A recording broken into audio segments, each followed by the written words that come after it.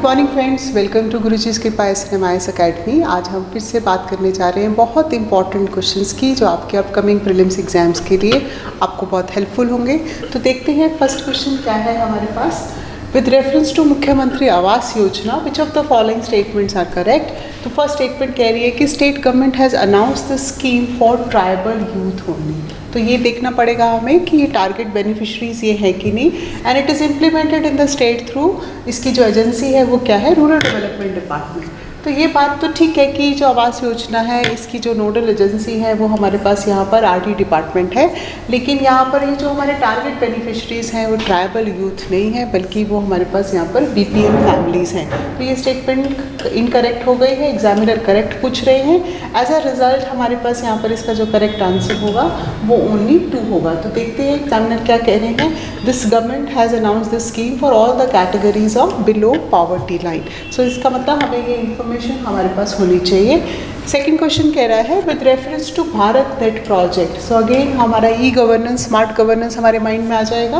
Which of the following statements are correct. So Bharat net is a flagship mission implemented by, अब जो again इसकी जो implementing agency है ये चेक करना होगा कि क्या ये भारत संचार निगम लिमिटेड दैट इज़ BSNL है या नहीं है। And currently it is implemented by, इसकी जो मिनिस्ट्री है, जो नोडल एजेंसी है वो डिपार्टमेंट ऑफ टेलीकम्युनिकेशन है which comes under ministry of communication. ये स्टेटमेंट जो है वो करेक्ट है, एग्जामिनर आपसे करेक्ट स्टेटमेंट पूछ रहे हैं। And the aim of this project is to provide connectivity to 4.5 lakh gram panchayat. कितनी GPs को जो है हमने ऑप्टिक फाइबर नेटवर्क से कनेक्ट करना है। तो यहाँ पर ये भी देखने वाली होगी कि ये वो जो हमारा टारगेट है क्या 4.5 का है, 2.5 का है, 3.5 है, 6.5 है, क्या इन्फॉर्मेशन है। तो फर्स्ट ऑफ ऑल इसका एजेंसी हमारे पास ये भारत संचार निगम नहीं है, ये मिनिस्ट्री है, ये करेक्ट है इन्फॉर्मेशन। और ये 4.5 लाख नहीं है बल्कि ये जो फाइबर नेटवर्क का हमारा जो टारगेट है वो 2.5 लाख है। तो देखते हैं इन्फॉर्मेशन में हमारे पास examiner is asking you the correct answer इसमें क्या होगा। तो आप देखिए जो भारत नेट प्रोजेक्ट है it was launch in 2011, important information है। लेकिन तब उसको हम नेशनल ऑप्टिकल फाइबर नेटवर्क कह रहे थे, लेकिन बाद में 2015 में हमने इसे भारत नेट कहा। और इसका जो टारगेट है, जो डिजिटल कनेक्टिविटी प्रोवाइड करना है वो 2.5 लाख ग्राम पंचायत को करना है through this optical fibre network. और यस ये गवर्नमेंट का जो है फ्लैगशिप मिशन है, लेकिन इसको BSNL इम्प्लीमेंट ना करके इसकी जो एजेंसी है वो क्या है, भारत ब्रॉडबैंड नेटवर्क लिमिटेड है, BBNL है। तो स्मार्ट गवर्नेंस, ई गवर्नेंस के लिए जो है हमारे पास ये जो इम्पॉर्टेंट प्रोजेक्ट है। नेक्स्ट क्वेश्चन देखते हैं।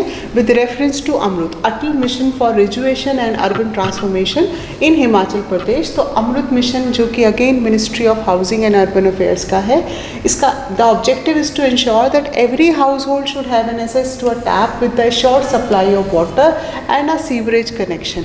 Basic amenities in the urban sector को प्रोवाइड करना अर्बन गवर्नेंस रिफॉर्म में, ये इस मिशन का टारगेट है। Shimla and Kullu districts have been included in this mission.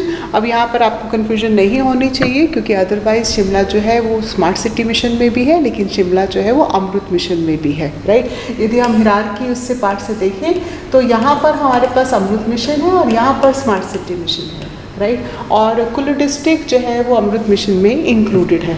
So that means यहाँ पर ये दोनों स्टेटमेंट्स जो हैं वो हमारे लिए करेक्ट हैं।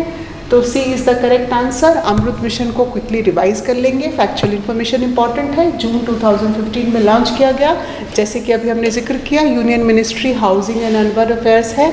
और इसका पर्पस ही यही है कि every household should have a tap this particular connection. और देखते हैं आप हमारा question. With reference to the guidelines of union ministry of finance, IT department of Himachal Pradesh is required to route direct benefit transfer. That means जो हम welfare schemes के अंदर subsidies provide करते हैं उसका रूट कौन सा होगा। तो यहाँ पर हमारे पास ऑप्शंस हैं, Bharat bill payment system, cheque का सिस्टम, नेशनल फाइनेंशियल स्विच या नेशनल ऑटोमेटिक क्लियरिंग हाउस जिसको हम NAT बोलते हैं।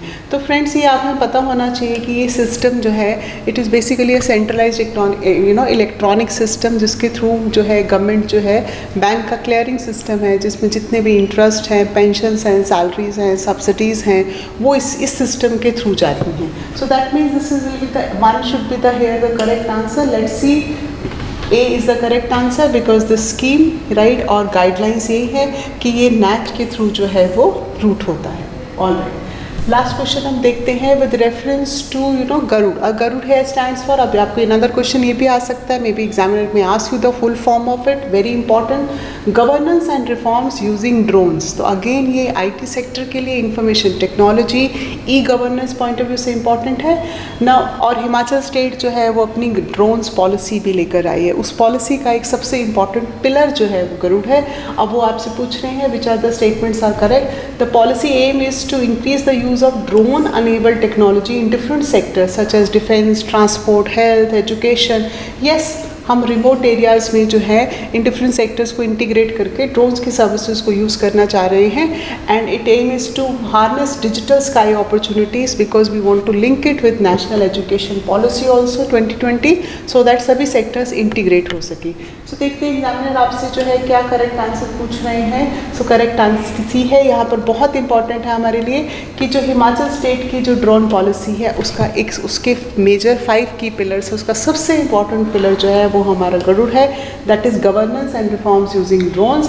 और ये जो इस पॉलिसी की फाउंडेशन में we have government is committed that we will develop a drone enabled technology in this ecosystem so that people should get more opportunities, and we are planning to integrate it with education, we are planning to integrate it with the health sector also, with the startup scheme also, with the skill framework also, right? और जैसे कि आप यहाँ पर यदि देख पा रहे हैं, this is a very interesting government के पॉलिसी डॉक्यूमेंट का इमेज है।